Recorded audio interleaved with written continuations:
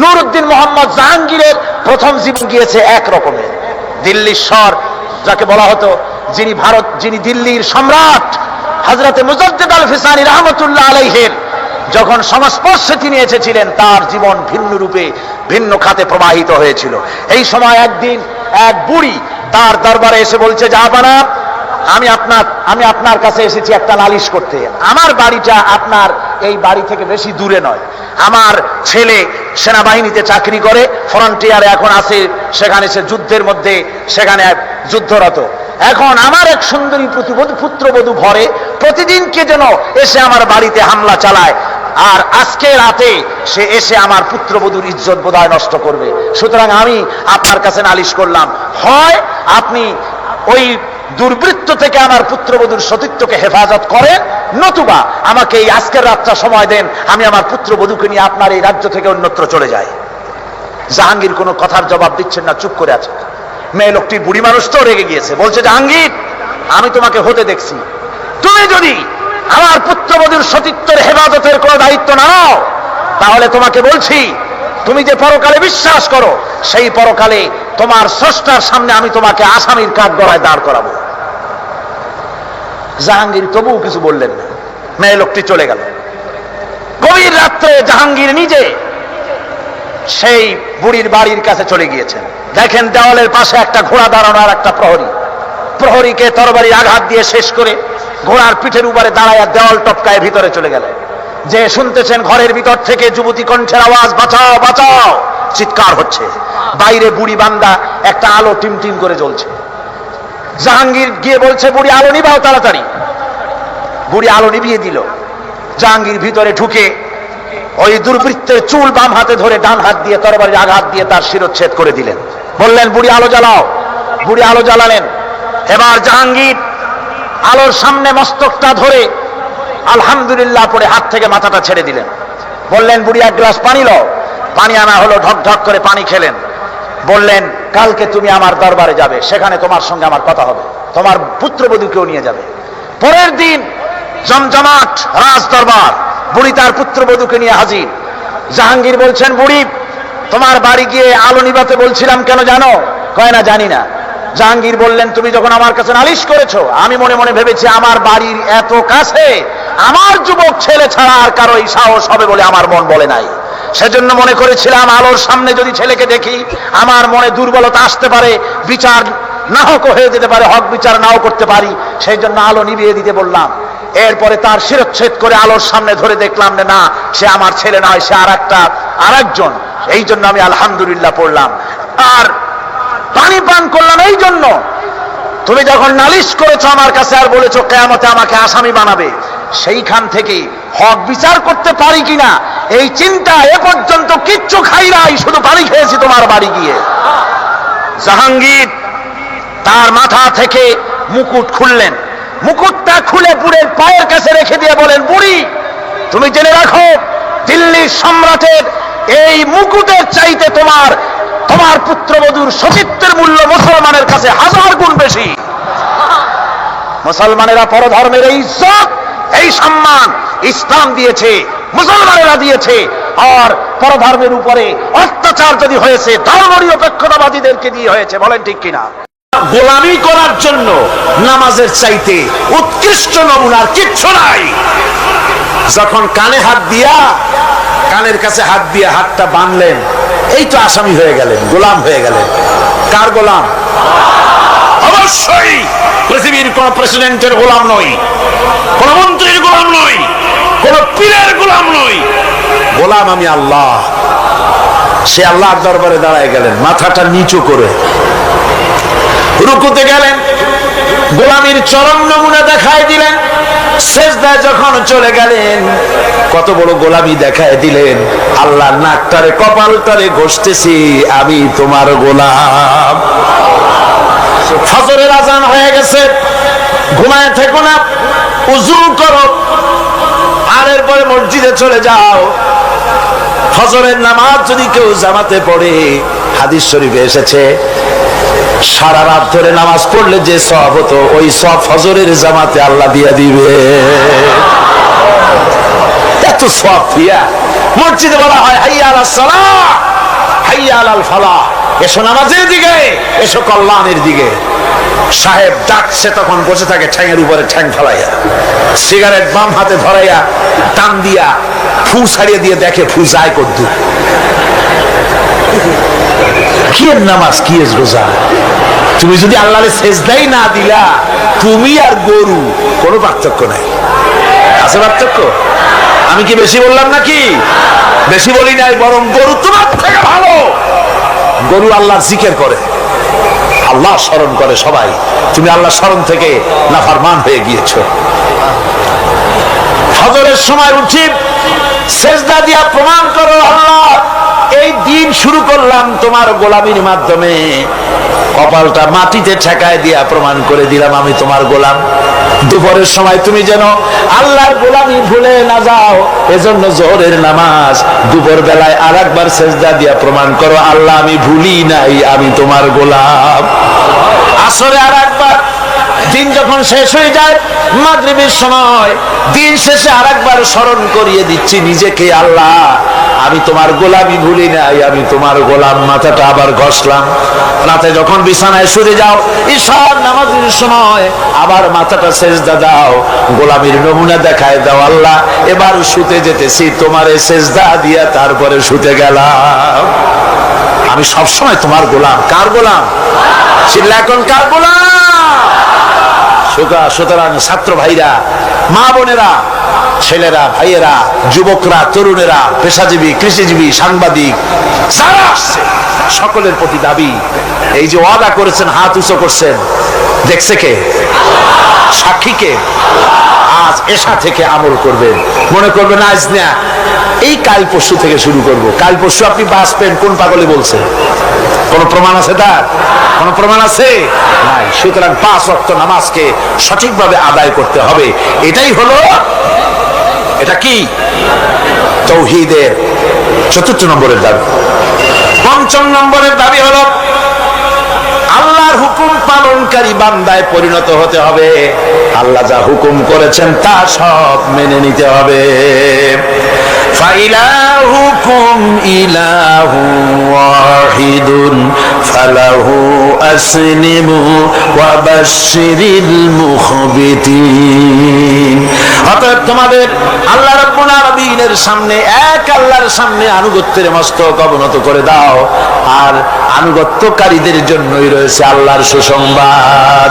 তাদের জন্য খুশখবরি আছে জান্নাতের, যারা নাকি আনুগত্য করে, যারা মাথা নত করে আল্লাহর দরবারে, তাদের জন্যই শুভ সংবাদ আছে। তাওহীদের 6ষ্ঠ দাবি। তাওহীদের 6 নম্বরের দাবি হলো আল্লাহ কি ভয় করতে হবে। কারে ভয় করা লাগবে? ভয় করবেন কারে? ইয়া আইয়ুহাল্লাযীনা আমানুত্তাকুল্লাহা হাক্কা তুকাতিহি ওয়া লা তামুতুন্না ইল্লা ওয়া আনতুম মুসলিমুন। ইয়া আইয়ুহাল্লাযীনা আমানু, হে বিশ্বাসীরা, ভয় করো আমি আল্লাহকে। ভয় করার মতো যেমনটি ভয় করা উচিত তেমনটি ভয় করো। দিনের বেলা ভয় করবেন, রাত্রে বুঝি করবেন না নাকি? কি গান? দিনে যে আল্লাহ দেখে, রাত্রে বুঝি দেখে না? অফিসে দেখে না? সব জায়গায় দেখে, সব জায়গায় দেখে। আপনি যদি ঘুষ খান, আল্লাহ টের পায় না? কোন টের পান কিনা? এসে বলছে, স্যার এই যে চাইছিলেন টাকাটা নেন, আমার কাজটা একটু করে দিয়ে। রোজার দিন ওই টাকা কি হাতে নেওয়া যায়? আশ্চর্য কথা, আপনি তো টাকা চাইছিলেন, চাইছি তাই কি হয়েছে? রোজা রেখে ওই সব টাকা হাতে নেওয়া যায় নাকি? করবো কি? টেবিলের ড্রয়ারে থুয়ে যাবে। টেবিলের ড্রয়ারে টাকা থুইয়া তারপরে লোকটা বলতেছে, স্যার আপনি যা করলেন আমার একটা গল্প মনে পড়ে গেল, যদি কিছু মনে না করেন। বলো কি গল্প? যে একটা লোক খুব বেশি পাকা ফজলি আম দিয়া, দুধ দিয়া ভাত মাখাইয়া খাচ্ছিল। তারপরে ছেলেকে ডেকে বলছে, এই বল্টু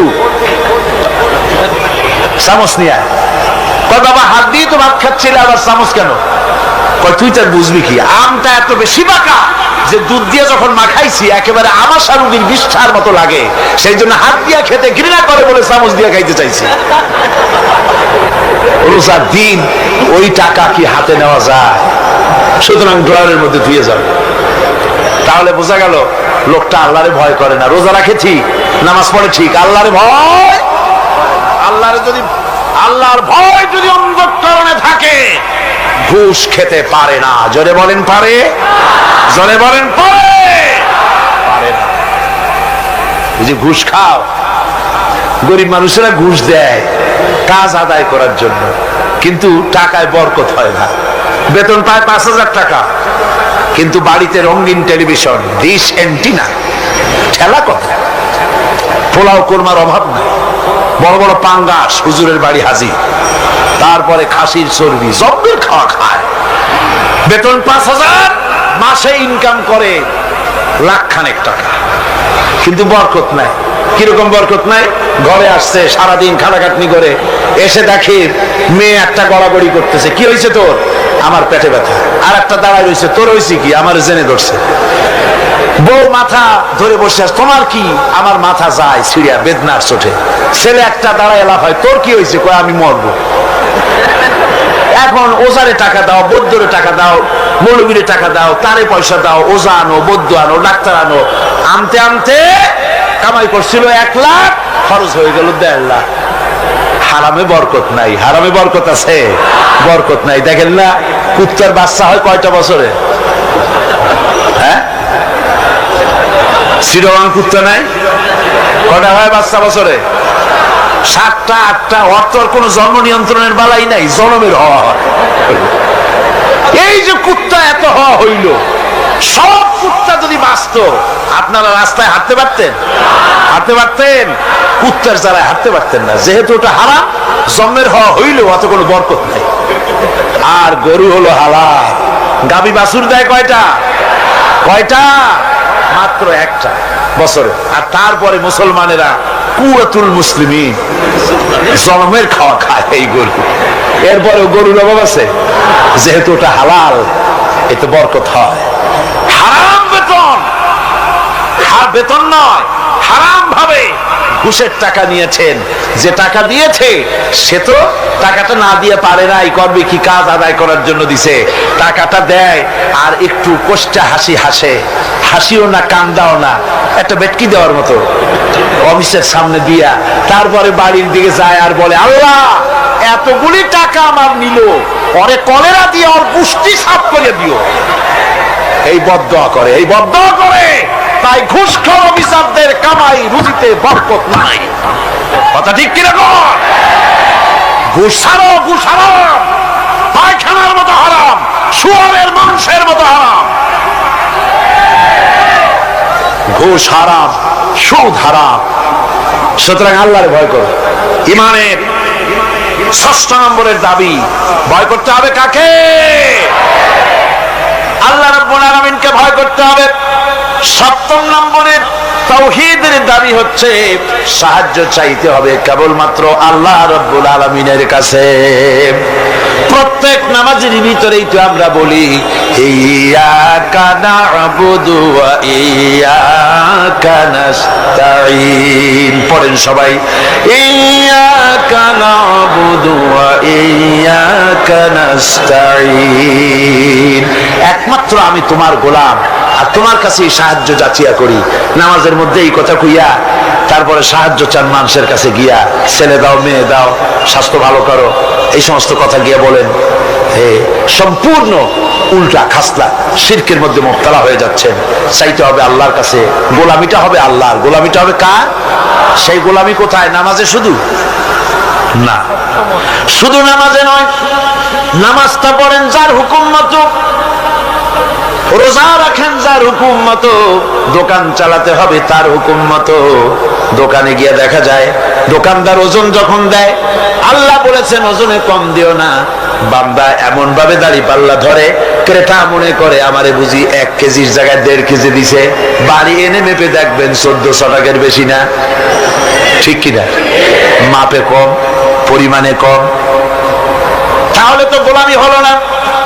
জমিনের আইল ঠেলে জনমের ঠেলা, একদিকে নামাজ পড়ে আল্লাহরে বলে ইয়াকা নাবুদু, তোমার গোলামি করি।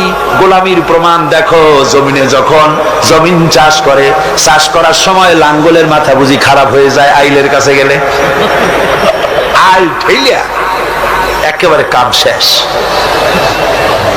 আমার ছাত্র জীবনে একবার স্টিমারে যাচ্ছিলাম কোন এক জায়গায়, বিছানা রাখা একজন লোককে বললাম, ভাই আমার বিছানাটা দেখেন, আমি একটু উজু করে আসি। হায় হায়, উজু করে এসে দেখি আমার বিছানা এমন অবস্থা রাখছে যাতে আমার কাইতে হওয়ার উপায় নেই, এমন ভাবে চাপিয়া এতটুকু করে বেড়াচ্ছে। বললাম, হাসি মুখে বললাম, ভাই আপনার এই আচরণে প্রমাণ হলো মাত্র 6-7 ঘন্টার জার্নিতে বা 12 ঘন্টার জার্নিতে আপনার আমার বিছানা আইল যখন ঠিক রাখতে পারেন নাই, আপনার জমিনের কাছে যার জমিন আছে সে আইলও আপনি ঠিক রাখতে পারছেন বলে মনে হয় না। রাসূলুল্লাহ বলেছেন, লানাল্লাহ মান গায়্যারা মানারা, যে ব্যক্তি জমিনের আইল টেরা বাঁকা করে তার উপরে আল্লাহর লানত, আল্লাহর অভিসম্পদ। আল্লাহর কাছে বললেন, আল্লাহ ইয়াকা নাবুদু, তোমার গোলামি করি। এই গোলামির প্রমাণ দিতে হবে, বাজারে দিতে হবে, হাটে দিতে হবে, দোকানে দিতে হবে, অফিসে দিতে হবে, আদালতে দিতে হবে, কলে দিতে হবে, কারখানায় দিতে হবে, সেক্রেটারিয়েটে দিতে হবে, বঙ্গভবনে দিতে হবে, কলেজে দিতে হবে, বিশ্ববিদ্যালয়ে দিতে হবে, রান্নাঘর থেকে শুরু করে বঙ্গভবন পর্যন্ত সব জায়গায় গোলামি হবে কার? চিল্লায় বলেন, কার গোলামি? আল্লাহর গোলামি। এরপরে 9 নম্বরে তাওহীদের দাবি, সেটা হচ্ছে আনুগত্য, আল্লাহর আইনের আনুগত্য করা লাগবে। আমার বন্ধুগণ, আনুগত্য করতে হবে কার বলেন? আল্লাহ পাকের আনুগত্য করতে হবে, আর হেদায়েত চাইতে হবে। 8 নম্বর, 7 নম্বর বলেছিলাম আমি সাহায্য, 8 নম্বরে হলো হেদায়েত। হেদায়েত চাইতে হবে কার কাছে? কার কাছে? আল্লাহ শিখায় দিচ্ছেন। প্রত্যেক নামাজের ভিতরে আমরা বলি, ইহদিনাস সিরাতাল মুস্তাকিম। পড়েন সবাই, ইহদিনাস সিরাতাল মুস্তাকিম। হায় আল্লাহ, হেদায়েতের একটা রাস্তা চাই, কিচ্ছু চাই না। ভিক্ষার মতো নামাজের মধ্যে বলতেছি, আল্লাহ কিচ্ছু চাই না, একটা সরল রাস্তা চাই, সোজা রাস্তা চাই। কিরকম রাস্তা?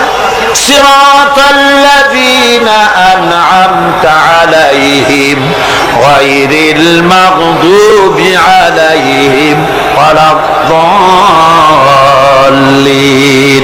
এমন রাস্তা চাই যে রাস্তায় চললে নিয়ামত পাওয়া যায়। অভিশপ্তদের রাস্তা, পথভ্রষ্টদের রাস্তা চাই না। নিয়ামত প্রাপ্ত হচ্ছে নবীর, সিদ্দিকিন, শুহাদা, সালিহিন, ওই রাস্তা চাই। হেদায়েতের রাস্তা চাইতে হবে আল্লাহর কাছে। নামাজের ভিতরে আমরা যে হেদায়েতের রাস্তা চাইলাম আল্লাহর কাছে, আল্লাহ রাব্বুল আলামিন এই আমাদের এই চাওয়ার জবাবে আল্লাহ পাক বলেন, আমার কাছে রাস্তা চেয়েছো, এরই জবাবে 30 পারা কোরআন শরীফ দিলাম, এটাই হেদায়েতের পথ। আর জবাব দিলেন আল্লাহ, সূরা ফাতিহার জবাব সূরা ইয়াসিনের মধ্যে আল্লাহ দিয়ে দিয়েছেন। সূরা ফাতিহায় আমরা বললাম, ইহদিনাস সিরাতাল মুস্তাকিম, হায় আল্লাহ সোজা রাস্তাটা দেখাও। সূরা ইয়াসিনে গিয়ে আল্লাহ জবাব দিয়ে দিলেন, ও বান্দা তুমি আমার কাছে সোজা রাস্তা চেয়েছো, শোনো, ওয়া আনি'বুদুনি হাযা সিরাতুম মুস্তাকিম। আমার গোলামি কর, আমার দাসত্ব কর, হাযা সিরাতুম মুস্তাকিম। এটাই হলো সহজ সরল রয়াল রোড, যার শুরু হলো দুনিয়া থেকে, শেষ হলো জান্নাতুল ফেরদাউসে গিয়া। জোরে বলেন সুবহানাল্লাহ। সুতরাং হেদায়েত চাইতে হবে কার কাছে? আল্লাহর কাছে। আল্লাহর কাছে হেদায়েত চাইলাম, আল্লাহ কোরআন দিলেন আর নবী দিয়া দিলেন। নবীর কাছ থেকে হেদায়েতের নমুনাটা নিতে হবে। একজন বদবী, একজন গ্রাম্য লোক রাসূলের কাছে এসে প্রশ্ন করেছিলেন, হুজুর আমি গ্রাম্য মানুষ, সব সময় আপনার খেদমতে আসতে পারি না, আমি গরিব মানুষ, হুজুর আমাকে আপনি বলে দেন তাওহীদ কারে বলে, রিসালাত কারে বলে, আখিরাত কারে বলে, ঈমান কারে বলে। হুজুর সব তারে ব্যাখ্যা করে শোনায় দিলেন। লোকটা যাওয়ার সময় বললেন, ইয়া রাসূলুল্লাহ, আল্লাহর নামে কসম করে বলি, ঈমান, রিসালাত, আখিরাত, ইহসান, তাওহীদ ইত্যাদির যে ব্যাখ্যা আপনি দান করলেন, এর থেকে আমি এক চুলও বাড়াবো না, এক চুলও আমি কমাবো না। এই বলে লোকটা যখন বিদায় হতে লাগলো, আল্লাহর নবী উপস্থিত সাহাবীদের বললেন, সাহাবীরা, এই দুনিয়ায় বেঁচে থাকা অবস্থায় যদি কোনো বেহেশতি মানুষ দেখে চোখ শীতল করতে চাও, তাহলে এই বান্দার দিকে তাকায় দেখো, সে আল্লাহর জান্নাতি। কারণ সে বলেছে, রাসূল ইসলামের যে ব্যাখ্যা আপনি দিয়েছেন, এর থেকে এক চুল বাড়াবো না, এক চুল কমাবো না। এর নাম ঈমান। এর নাম কি? সিল্লাকনের নাম কি? আজ মুসলমানের কপাল পুড়ছে। কেন মুসলমানদের কপাল পুড়েছে? রাসূলুল্লাহর কাছে থেকে ঈমান, ইসলাম, তাওহীদের ব্যাখ্যা নিতে চায় না। খাজা বাবাই কি কয়, হুজুর কেবলা কি কয়, কোন দেশ থেকে কোন হুজুর কেবলা আসলো, তিনি কি ব্যাখ্যা দিলেন, সেই ব্যাখ্যা অনুযায়ী যায়। ওই ব্যাখ্যা কোরআনে বা হাদিসে আছে কিনা একটু যাচাই পর্যন্ত করে না। জোরে কর নাউজুবিল্লাহ। হ্যাঁ, কোন পীর সাহেব যদি বলেন এভাবে পাগড়ি বাঁধো, আমি যদি দেখি হাদিসে ওরকম পাগড়ি বেঁধেছেন রাসূল, অবশ্যই পীর সাহেবের কথা মানবো। কিন্তু পীর সাহেব যদি এমন পাগড়ি বাঁধার কথা বলেন যেরকম হুজুর বাঁধেন নাই, সাহাবীরা বাঁধেন নাই, সে পীর যেখান থেকে আসুক না কেন, সে পীরের কথা মানি না। বলেন ঠিক কিনা? জোরে বলেন ঠিক কিনা? পীর সাহেব আমার জিকির শিখান, আমি যদি দেখি আমার রাসূলুল্লাহ ওই রকম জিকির করেছেন, নবীর সাহাবীরা ওই রকম জিকির করেছেন, পীর সাহেবের কথা মাথা পেতে মেনে নেব, যেহেতু তিনি আমার রাসূলের কথা বলেছেন, আমার রাসূলের সাহাবীদের মতো বলেছেন। আর যদি দেখি পীর সাহেব এমন জিকির শিখান, এমন ওজিফা শিখান, যেই জিকির যেই ওজিফা আল্লাহর রাসূল করেন নাই, সাহাবীরা করেন নাই, আল্লাহর কসম ওই পীরের ওজিফা মানি না। ঠিক কিনা কর? এর নাম হলো ঈমান। এর নাম কি? ঈমান। রাসূলুল্লাহর চাইতে ইসলামের নতুন করে ব্যাখ্যা মানি না। রাসূল যেটা দিয়েছেন এটাই আসল পথ, এটাই আসল পথ, জান্নাতে যাওয়ার পথ, আর কোন পথ না। বন্ধুগণ, 9 নম্বরে তাওহীদের 9 নম্বরের দাবি হলো আল্লাহর আইনের আনুগত্য করতে হবে। কার আইনের আনুগত্য? আল্লাহ পাক বলেন, ইত্তাবিউ মা উনজিলা ইলাইকুম মির রাব্বিকুম ওয়া লা তাত্তাবিউ মিন দুনিহি আউলিয়া। একমাত্র আমি যে আমার নাজিলকৃত তোমার রবের পক্ষ থেকে যে কিতাব নাজিল হয়েছে, সেই কিতাবের অনুসরণ করো। ওয়ালা তাত্তাবিউ মিন দুনিহি আউলিয়া, আর তিনি ছাড়া অন্যরা যা কিছু দিয়েছে তার অনুসরণ করো না, মেনো না। আল্লাহর কিতাব এই কোরআনে যা আছে এটাই মানো, এই কোরআনের বাইরে যা আছে সেটাকে আইন হিসাবে মেনো না। এটা আইনের কিতাব। এটা কিসের কিতাব? জোরে বলেন, কিসের কিতাব? আইনের কিতাব। সব কথা আল্লাহ এই কোরআনের মধ্যে বলে দিয়েছেন, আছে না সব? আপনার কি চাই বলে, যেটা কোরআনে নাই? কোনটা বলবো? এই কোরআনের ভিতরে দর্শন আছে, ফিলসফি আছে, বোটানি আছে, জুলজি আছে, পলিটিক্যাল সায়েন্স আছে, মেডিকেল সায়েন্স আছে, এর ভিতরে আপনার খতত্ব আছে, ভূতত্ব আছে, নৃতত্ব আছে, এর মধ্যে সব আছে। মেয়ে লোকের কথা আছে, প্রতিবেশীর কথা আছে, মা বাবের কথা আছে, শ্রমিকের কথা আছে, সাদা কালা মানুষের কথা আছে। এক কথায় মানুষের জীবনে যা দরকার সব কোরআনে আছে। জোরে কোন সুবহানাল্লাহ। আছে কিনা? পিঁপড়া থেকে শুরু করে হাতি পর্যন্ত সব আছে। পিঁপড়ার নামে সূরা একটা আছে না? নাম কি? নাম। আর হাতির নামে সূরা আছে, নাম কি? ফিল। বরং পিঁপড়ার সূরাটাই বড়। আবার লোহার নামে সূরা আছে, মাকড়সার নামে সূরা আছে, মধুমক্ষিকার নামে সূরা আছে। এই পৃথিবীর অর্ধেক জনশক্তি নারী, সে মেয়ে লোকের ব্যাপারেও সূরা আছে। আছে কিনা কোন? এসব কথা আমি আগামীকাল বলবো ইনশাআল্লাহ। আল্লাহ পাক বলেন, তিবিয়ানান লিকুল্লি শাই। খুলে খুলে সব কথা কোরআন শরীফের মধ্যে আমি বলে দিয়েছি। সুতরাং মানব রচিত সব মতবাদ ছেড়ে দিয়ে মানব রচিত সব মতবাদ দুপায়ে তোলে আসতে হবে কোরআনের ছায়াতলে। কোথায় আসতে হবে? কোরআনের ছায়াতলে আসতে হবে। সব ভুলে যেতে হবে, সবকিছু অন্ধকার, আর ইসলাম হলো নূর। এই পৃথিবীতে আপনারা আমাকে বলেন, সমাজতন্ত্র আল্লাহর তৈরি না মানুষের তৈরি? পুঁজিবাদ আল্লাহর তৈরি না মানুষের তৈরি? ধর্ম নিরপেক্ষতাবাদ আল্লাহর তৈরি না মানুষের তৈরি? কমিউনিজম আল্লাহর তৈরি না মানুষের তৈরি? জাতীয়তাবাদ আল্লাহর তৈরি না মানুষের তৈরি? আর ইসলাম কার তৈরি বলেন? এ কোরআন কার তৈরি বলেন? এই কোরআন শরীফের ভিতরে আল্লাহ রাব্বুল আলামিন গ্যারান্টি দিতেছেন, ফামান তাবিআ হুদায়া ফালা খাউফুন আলাইহিম ওয়ালা হুম ইয়াহজানুন। এই কোরআন যারা মেনে চলবে তাদের জন্য কোনো ভয় নাই, তাদের জন্য কোনো চিন্তা নাই। আলা খাউফুন আলাইহিম, ভয় নাই, চিন্তা নাই। কিসের ভয় নাই, কিসের চিন্তা নাই?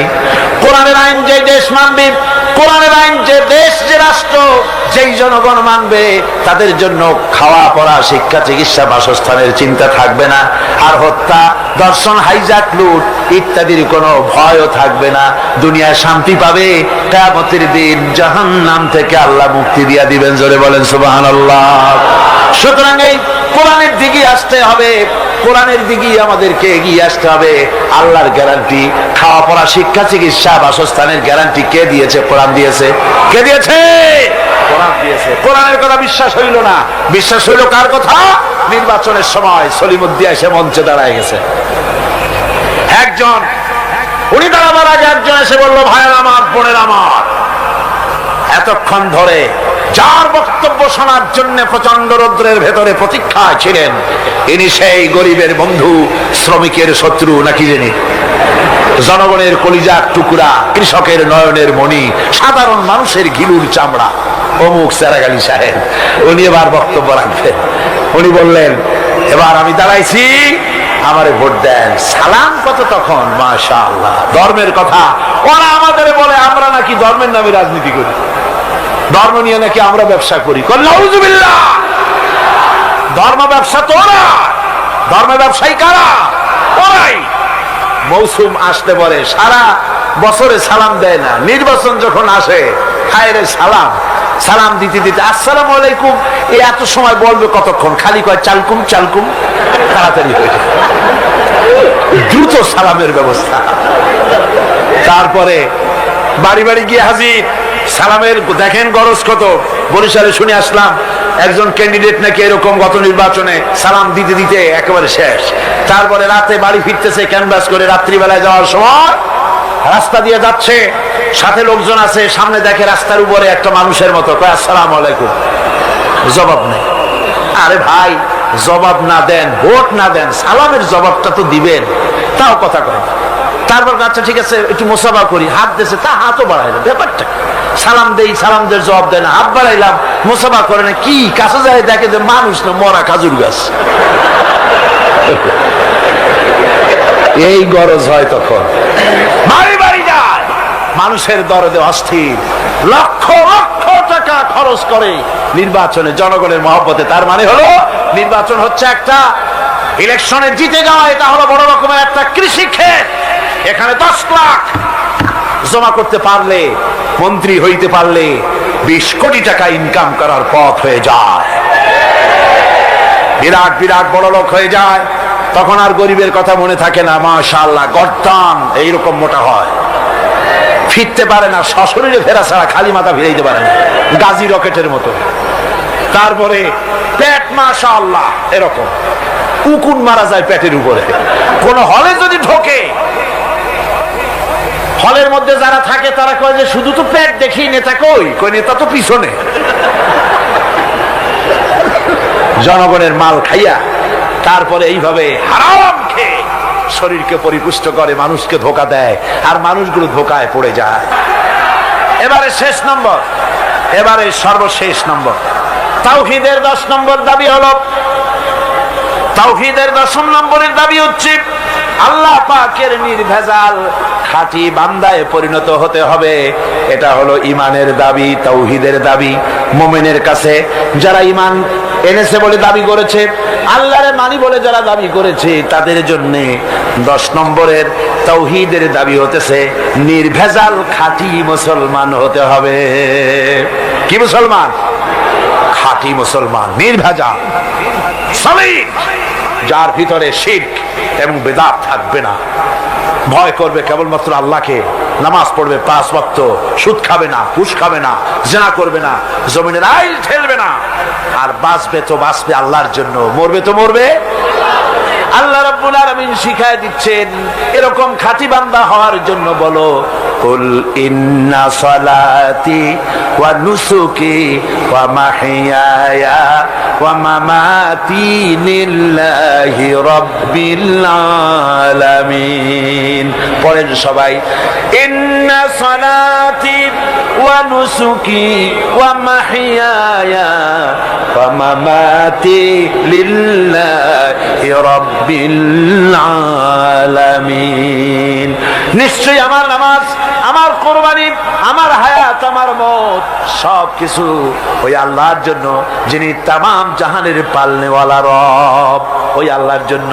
আমার বেঁচে থাকা আল্লাহর জন্য, আমার মরে যাওয়া আল্লাহর জন্য, আমার নির্বাচন আল্লাহর জন্য, আমার ভোট আল্লাহর জন্য, আমার ক্যানভাস আল্লাহর জন্য, আমার সাদা আল্লাহর জন্য, আমার ব্যবসা আল্লাহর জন্য, আমার মরে যাওয়া আল্লাহর জন্য, আমার জন্ম থেকে শুরু করে মৃত্যু পর্যন্ত সব কাজ কার জন্য? জোরে বলেন, জোরে বলে কার জন্য?